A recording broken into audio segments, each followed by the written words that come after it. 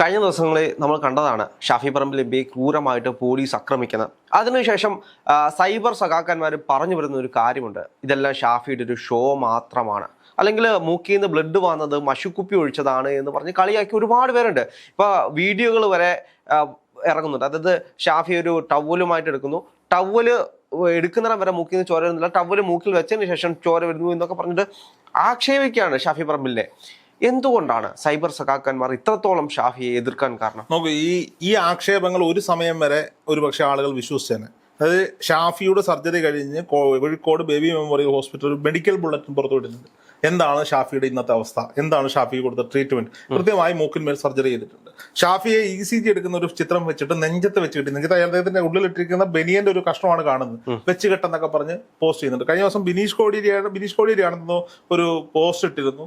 അതായത് 2 മഷിക്കുപ്പിയുടെ പടം വെച്ചിട്ട് ഈ പടം സോഷ്യൽ മീഡിയയിൽ ഇങ്ങനെ വ്യാപകമായി പ്രചരിക്കുന്നതിന്റെ കാരണം എന്താണെന്ന് അത് ഷെയർ ചെയ്തുകൊണ്ടൊരു ഒരു സ്ത്രീ ഒരു പോസ്റ്റ് ഇട്ടിട്ടുണ്ട്. അതിന്റെ മുകളിൽ അത് ബംഗാളിലുള്ള ഏതോ ഒരു കുട്ടിയുടെ DNA പരിശോധനയ്ക്ക് അയച്ച ബ്ലഡ് കുപ്പി താഴെ വീണതാണ് എന്ന് പറഞ്ഞിട്ട് ഒരു സാധനം ഇട്ടിട്ടുണ്ട്. ഇപ്പം ഇടത് നേതാക്കളടക്കം ഷാഫിയുടെ ഷോയാണ്. ചില ഓൺലൈൻ മാധ്യമ പ്രവർത്തകരൊക്കെ ഷാഫിയുടെ മൂക്കിനല്ലായിരുന്നു അടി കിട്ടേണ്ടത്, മറ്റു എവിടെയൊക്കെയാണ് ഷാഫിയുടെ ഷോ ആണെന്നൊക്കെ പറഞ്ഞു. അല്ല, ഇപ്പുറത്തുണ്ട് രാഹുൽ മാങ്കൂട്ടത്തിന് കിട്ടേണ്ട അടിയാണ് ഷാഫി പറമ്പിൽ കിട്ടിയെന്ന് പറഞ്ഞു. ഞാൻ പറയട്ടെ, ഇത് ഇന്നലെ തുടങ്ങിയതൊന്നുമല്ല. ഷാഫി പറമ്പില് ഒരു സമരമുഖത്തുണ്ടെങ്കിൽ അയാൾ ഇവിടുത്തെ മറ്റുള്ള നേതാക്കന്മാരെ പോലെ അണികൾക്ക് മാത്രം അടി കൊണ്ടോട്ടെ, ഞാൻ മാറി നിൽക്കാം എന്ന് വിചാരിച്ച് നിൽക്കുന്ന ഒരു നേതാവല്ല.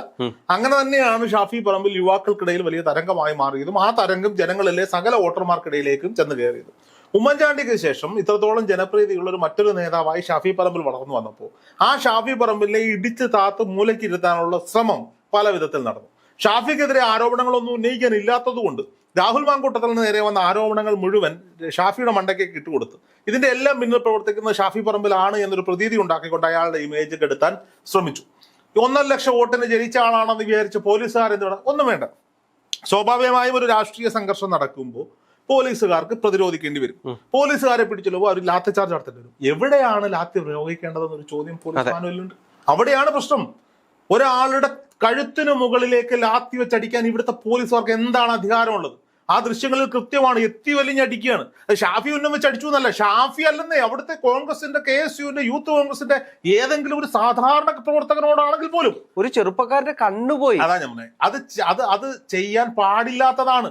എന്നിട്ട് ആ പോലീസുകാരോട് ലാത്തി ചാർജ് നടന്നത്, ഇത്രയും മാധ്യമങ്ങളുടെ മുന്നിൽ ഒരു പ്രശ്നം നടന്നിട്ട് ലാത്തി ചാർജ് നടന്നിട്ടില്ല എന്ന് പറയുകയാണ്. ഷാഫി പറമ്പിലിന് പരിക്ക് പറ്റും, ഷാഫി പറമ്പിൽ ഹോസ്പിറ്റൽ അഡ്മിറ്റോ സർജറിക്ക് വിധേയനാകുന്നു. ഇതിനുശേഷം രാഹുൽ മാങ്കൂട്ടത്തിൽ ഷാഫി പറമ്പിലിനെ കാണാൻ ചെല്ലുകയാണ്. പിന്നെ അടുത്ത വിവാദം എന്താ? രാഹുൽ മാങ്കൂട്ടത്തിന് ഷാഫി പറമ്പിൽ കൈ കൊടുത്തില്ല. അവിടെ സർജറിയും കഴിഞ്ഞ് അതിന്റെ ക്ഷീണത്തിൽ അതിന്റെ എന്താ പറയാ സെഡേഷനിൽ കിടക്കുന്ന ആള് രാഹുൽ മാങ്കൂട്ടത്തിന് കൈ കൊടുത്തില്ല.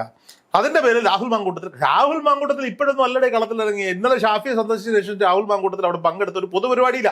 100 കണക്കിന് ജനങ്ങൾ പങ്കെടുത്ത പാലക്കാട് ഒരു പൊതുപരിപാടിയിൽ രാഹുൽ മാങ്കൂട്ടത്തിൽ പങ്കെടുത്തു. രാഹുൽ മാങ്കൂട്ടത്തിൽ വീണ്ടും സജീവമായി പൊളിറ്റിക്കൽ സ്റ്റേറ്റിൽ കൊടുക്കാം. എന്താ രാഹുലിന്റെ പേര് കേസുണ്ടോ? ഇല്ല. രാഹുലിന് പേര് പരാതിക്കാരുണ്ടോ? ഇല്ല. ഒന്നുമില്ല. അപ്പൊ അയാൾ തെറ്റ് ചെയ്തിട്ടുണ്ടോ ഇല്ലയോ? ഉണ്ടെങ്കിൽ നിയമം തെളിയിക്കട്ടെ. ഇല്ലെങ്കിൽ പാലക്കാട്ടത്തെ ജനത തീരുമാനിക്കട്ടെ. 25,000 വോട്ടിന്റെ ഭൂരിപക്ഷത്തിൽ പാലക്കാടൻ ജനത തെരഞ്ഞെടുക്കപ്പെട്ട ജനപ്രതിനിധിയാ. അടുത്ത തവണ പാലക്കാട്ടുകാർ തീരുമാനിക്കട്ടെ. ജനങ്ങളുടെ മുന്നിൽ രാഹുലിന്റെ നിരവാദിത്വം തെളിയിക്കട്ടെ. അയാൾക്ക് ഇവിടുത്തെ രാഷ്ട്രീയ സ്പേസുകളിൽ സംസാരിക്കാനുള്ള അധികാരമില്ലേ?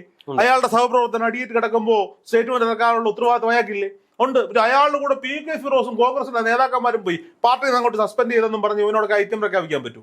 ഇല്ല. CPM പ്രഖ്യാപിച്ചിട്ടുണ്ടോ ഏതെങ്കിലും കാലത്ത്? ഉണ്ടോ? ഇപ്പോഴും മന്ത്രിസ്ഥാനത്തിരിക്കുമല്ലോ ആളുകളല്ല. ഞാൻ പറയുന്നേ, അപ്പോ ഇതൊക്കെ അങ്ങ് സൈബർ ഇടങ്ങളിൽ ചർച്ച ചെയ്യപ്പെടുകയാണ്. നമുക്ക് ഓർമ്മയുണ്ട്, എപ്പോഴും പിണറായി വിജയനെ കുറിച്ച് പറയുമ്പോൾ പിണറായിയുടെ വാഴ്ത്തുപാട്ടുകൾ കേട്ടിട്ടുള്ള ഒരു കാര്യമുണ്ട്. അടിയേറ്റ പാടുമായി ചോരയൊലിക്കുന്ന ശരീരവുമായി ചോര പുരണ്ട ഷർട്ട് ഉയർത്തിപ്പിടിച്ചുകൊണ്ട് നിയമസഭയിലേക്ക് കടന്നു വന്ന ഒരു ചെറുപ്പക്കാരനായ MLA കുറിച്ച് പറയും. പേര് പിണറായി വിജയൻ എന്നാ. അന്ന് പിണറായി വിജയന്റെ നാട്ടിൽ മഷി ഒഴിച്ചിട്ടാണ് പിണറായി വിജയൻ വന്നതെന്ന് പറഞ്ഞ് മുമ്പ് സഹിക്കൂ? ഇല്ല. ഈ രാജീവിനെ അദ്ദേഹത്തിന്റെ പഴയ രൂപത്തിൽ അദ്ദേഹത്തെ ഡ്രസ്സൊക്കെ വലിച്ചു കീറിയ രൂപത്തിൽ പിടിച്ചോണ്ട് പോകുന്ന ദൃശ്യങ്ങളുണ്ട്. ഇപ്പോഴും പി രാജീവിനെ കുറിച്ച് പറയുമ്പോൾ കാണിക്കാനുള്ള ഒരൊറ്റ പടവത. അടികൊണ്ട് നടു വളച്ചിരിക്കുന്ന നമ്മുടെ റഹീം MPയുടെ ഫോട്ടോ ഉണ്ട്. അത് അഭിനയമാണെന്ന് നിങ്ങൾ പറയൂ. അടികൊണ്ട് മോഹൻലാലിന്റെ സ്റ്റൈലിൽ ഓടുന്ന ജയിക്കിന്റെ പടമുണ്ട്. ഇത് കണ്ടാൽ അഭിനയമാണെന്ന് നിങ്ങൾ പറയൂ.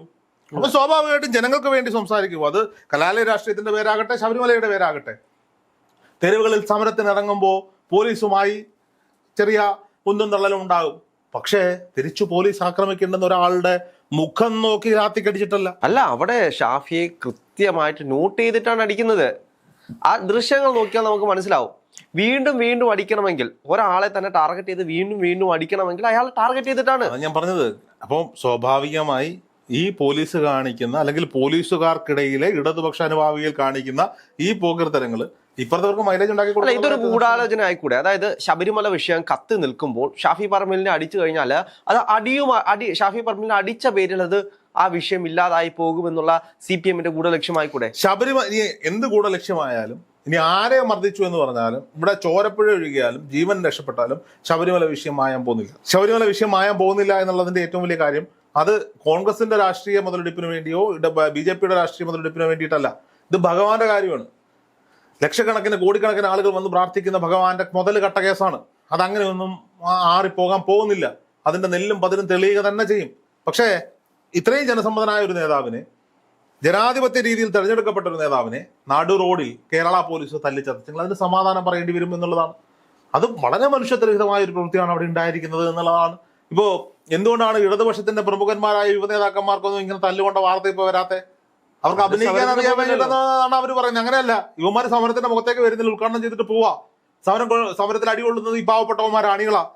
അത് പുറത്തു വരുത്തൂല്ല.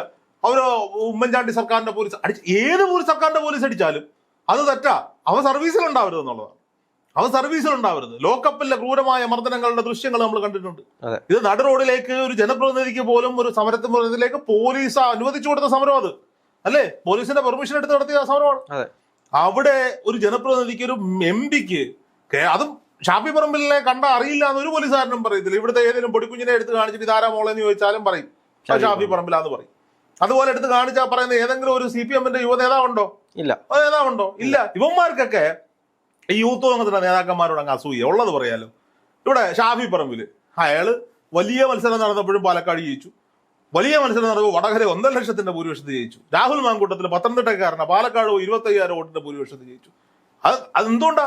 അവരെ ജനങ്ങൾ ഇഷ്ടപ്പെടുന്നുണ്ടാ? ഇവരുടെ വലിയ നേതാന്നല്ലോ M സ്വരാജ്.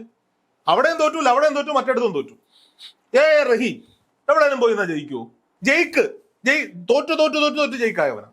അങ്ങനെ എത്ര പേര്, അങ്ങനെ എത്രയോ പേരെന്നേ. ഏതെങ്കിലും ഒരുത്തിന് ധൈര്യം ഉണ്ടോ ഈ ഒരു പത്തനംതിട്ടക്കാരന് പാലക്കാടോ കോഴിക്കോടോ പോയി മത്സരിക്കാൻ, തിരിച്ചിങ്ങോട്ട് വന്ന് മത്സരിക്കാൻ? ഇല്ല. അപ്പോ ഇവനൊക്കെ അസൂയയാണ്, പ്രശ്നങ്ങളാണ്. ഇന്ന് കാണുന്നുണ്ട് കലാലയങ്ങളിൽ ഒരു മാറ്റം നമ്മൾ കാണുന്നുണ്ട്. പല കലാലയങ്ങളും തിരിച്ചു പിടിക്കുന്ന ഒരു സാഹചര്യം കാണുന്നുണ്ട്. ഇത് പഞ്ചായത്തിലേക്ക് പടരും. BJP എന്ത് ചെയ്യണമെന്ന് അറിയാതെ ആകാശത്തോട്ട് നോക്കി കുത്തിയിരിക്കുക. കാരണം മറ്റേ കോർപ്പറേറ്റ് മുതലാളിക്ക് സോഷ്യൽ മീഡിയ വാടകയ്ക്ക് എടുക്കാനും ആ പരിപാടികളെ അറിയൂ, PR വർക്ക് ചെയ്യാനേ അറിയൂ. സാധാരണക്കാർക്ക് ഇറങ്ങി ഇപ്പൊ സുരേന്ദ്രനായിരുന്നു BJP-യുടെ സംസ്ഥാന അധ്യക്ഷൻ. ഇവിടെ എന്തൊക്കെ പരിപാടികൾ സംഘടിപ്പിച്ചിരുന്നത്. അപ്പൊ രാഷ്ട്രീയ മുതലെടുപ്പ് നടത്തുമെന്നല്ല ഞാൻ പറയുന്നത്. ഇപ്പൊ സ്വാഭാവികമായ പ്രതിഷേധങ്ങളല്ലേ കോൺഗ്രസ് ഉയർത്തുന്നുള്ളൂ. വലിയ പ്രതിഷേധങ്ങളിലേക്കൊന്നും വന്നിട്ടില്ല, വരാൻ പോകുന്നതേ ഉള്ളൂ. ഇപ്പോ പല ജനപ്രതിനിധികളുടെ നേതൃത്വത്തിൽ പലയിടങ്ങളിൽ നിന്ന് ഈ ജാഥകൾ ആരംഭിക്കുകയാണ്, പ്രതിഷേധ പ്രകടനങ്ങൾ ആരംഭിക്കുകയാണ്. ഇത് വലിയൊരു തരംഗമായി മാറാൻ പോവുകയാണ്. ഷാഫിക്ക് കിട്ടിയ അടി പ്രതിപക്ഷത്തെ ഉണർത്തിയിട്ടുണ്ടോ? ഷാഫിക്ക് കിട്ടിയ അടി മാത്രമൊന്നുമല്ല. പ്രതിപക്ഷം ഒന്ന് ഉണർന്നു വന്നപ്പോഴാണ് രാഹുൽ മാങ്കൂട്ടത്തിൽ വിഷയം വന്നത്. ആ രാഹുൽ മാങ്കൂട്ടത്തിൽ വിഷയം തേഞ്ഞു മാഞ്ഞു പോയതോടുകൂടി പ്രതിപക്ഷം ഭയങ്കര കോൺഫിഡന്റ്. നിങ്ങൾ വിചാരിക്കുന്ന പോലൊന്നുമല്ല, പ്രതിപക്ഷം ഭയങ്കര കോൺഫിഡന്റ് ആണ്. അതെ, എനിക്ക് തോന്നുന്നു ഇത്രയും നാളും നിയമസഭയിൽ കാണാത്ത രീതിയിലുള്ള മുദ്രാവാക്യങ്ങളും അല്ലെങ്കിൽ സമരങ്ങളുമായിട്ട് പ്രതിപക്ഷം നിയമസഭയിലേക്ക് എത്തുന്നത്, അത് പ്രതിപക്ഷത്തിന്റെ കളികൾ കേരളം കാണാൻ പോകുന്നുണ്ട്. ഇവിടെ പ്രതിപക്ഷ അധികാരത്തിലേക്ക് എത്തുകയും ചെയ്യും, അതിൽ അർഹതപ്പെട്ട ആൾ മുഖ്യമന്ത്രി ആവുകയും ചെയ്യും. നിങ്ങൾ ഈ വിചാരിക്കുന്ന പോലൊന്നുമല്ല. ഇവിടെ വലിയ മാറ്റങ്ങൾ സംഭവിക്കാൻ പോവാണ്. LDF-ലെ പല മുന്നണികളും ഒരുപക്ഷെ UDF-ലേക്ക് മാറി വന്നേക്കാം. വെറുതെ ഒന്നുമല്ല അടൂർ പ്രകാശിനെ പോലെ കൃത്യമായ ഇലക്ഷൻ എഞ്ചിനീയർ ചെയ്യാവുന്ന ഒരാളെ വിളിച്ച് UDF കൺവീനറാക്കി വെച്ചിരിക്കുന്നത്. അവിടെ കൃത്യമായ കാര്യങ്ങൾ സംഭവിക്കാൻ പോവാണ്. കേരള രാഷ്ട്രീയം കാണാൻ പോകുന്നത്. ഇനി വീണ്ടും തുടർ ഭരണം വരുമെന്ന് വിചാരിച്ച വീണ്ടും ഇന്നലെ വരെ കോൺഗ്രസിന്റെ അനുഭാവികളായിരുന്ന പലവന്മാരും, പല ചാനലുകാരെ പറ്റിയാണ് പറയുന്നത്, ഇടതുപക്ഷത്തിന്റെ കാല് തിരുമാൻ പോയിട്ടുണ്ട് പല മാധ്യമ പ്രവർത്തകരും. ഇവനൊക്കെ തിരിച്ചു പറയുന്ന ഒരു കാലം അതിവിദൂരമല്ല. കേവല ലാഭത്തിന് വേണ്ടി ഇപ്പോ AKG സെന്ററിന് ഇട്ട് കൊടുക്കുന്ന നക്കാപ്പിച്ച പൈസയ്ക്ക് വേണ്ടി ഇത്തരം കാര്യങ്ങൾക്ക് പോകുന്ന പല അവന്മാരെയും നമുക്ക് ചുറ്റും കാണാം. ഇതൊക്കെ തിരിച്ചു വരുന്ന ഒരു കാലം അവിദൂരമല്ല, കണ്ടോണം.